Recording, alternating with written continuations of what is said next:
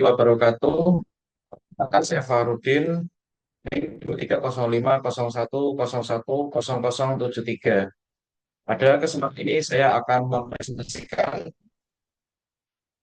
mata kuliah Pendidikan Pancasila di Universitas Siber Asia yang berjudul Perundungan di Lingkungan Pendidikan, Tinjauan Khusus dan Solusi. Perundungan adalah masalah serius di sekolah. Dampaknya bukan hanya psikologi, tapi juga sosial dan akademik. Banyak kasus berujung pada trauma hingga bunuh diri.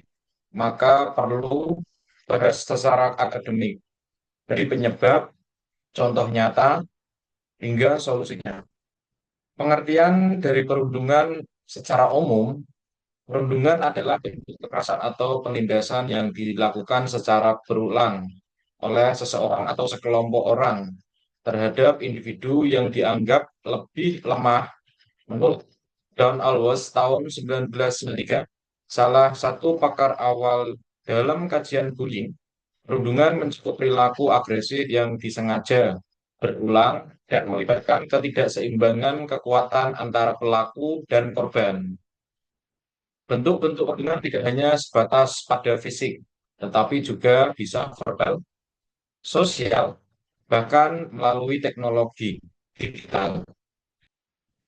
Bentuk-bentuk perundungan yang pertama secara fisik, seperti memukul, mendorong, atau menjambak. Dan yang kedua, secara verbal, seperti mengejek, memberi julukan buruk, atau menyindir seseorang terus-menerus.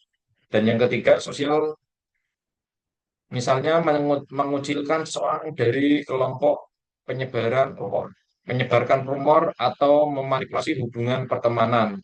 Dan yang terakhir, yang semakin marak saat ini adalah cyberbullying, yaitu perundungan yang terjadi melalui media sosial atau platform daring, seperti menyebarkan foto yang mempermalukan atau menghina seseorang di dunia maya. Data dan fakta yang saya temukan berdasarkan data dari Komisi Perlindungan Anak Indonesia (KPAI) sepanjang Januari hingga Mei tahun 2023 saja telah mencatat 12 kasus besar perundungan di sekolah.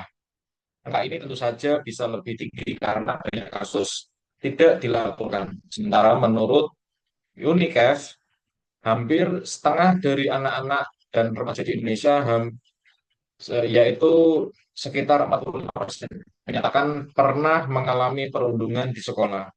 Angka-angka ini menunjukkan bahwa bullying bukan masalah kecil dan perlu penanganan serius dari berbagai pihak. Dampak perundungan. Dampak ini sangat luas dan serius dari sisi psikologi. Korban bisa mengalami depresi, kecemasan, kehilangan percaya diri, bahkan trauma jangka panjang. Fisiologisnya bisa berupa gangguan tidur, sakit kepala, atau psikosomatis. Secara akademik, korban cenderung mengalami penurunan prestasi.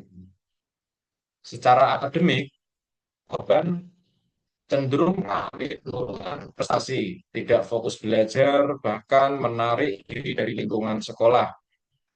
Dari sisi sosial, mereka bisa kesulitan menjalin pertemanan atau mengalami isolasi. Menurut American Psychology Association (APA), efek perundungan bisa bertahan hingga masa dewasa jika tidak ditangani dengan baik.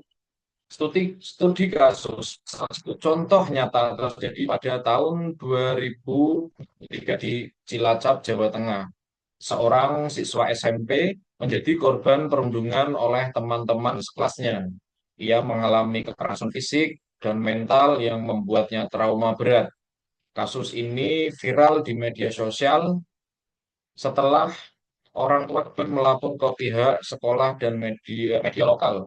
Sayangnya, kasus ini baru ditangani setelah mendapatkan perhatian publik.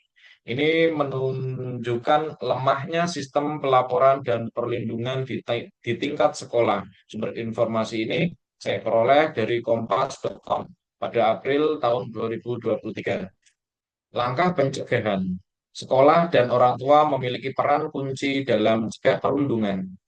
Sekolah harus menciptakan iklim belajar yang inklusif dan ramah anak.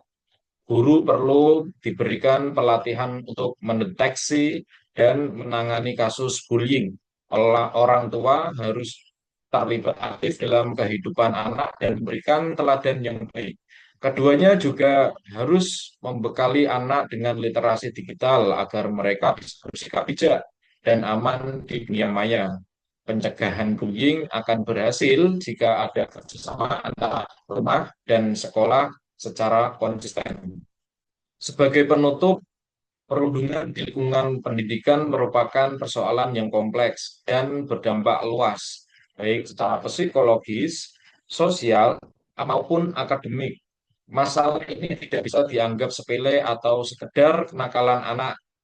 Kasus-kasus yang terjadi menunjukkan bahwa sistem pengawasan dan pendidikan berkarakter masih perlu diperkuat.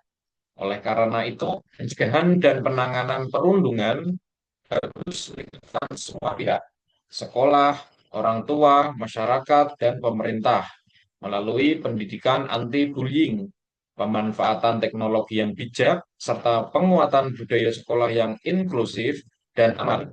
Kita dapat menciptakan lingkungan belajar yang sehat, mendukung, dan bebas dari kekerasan.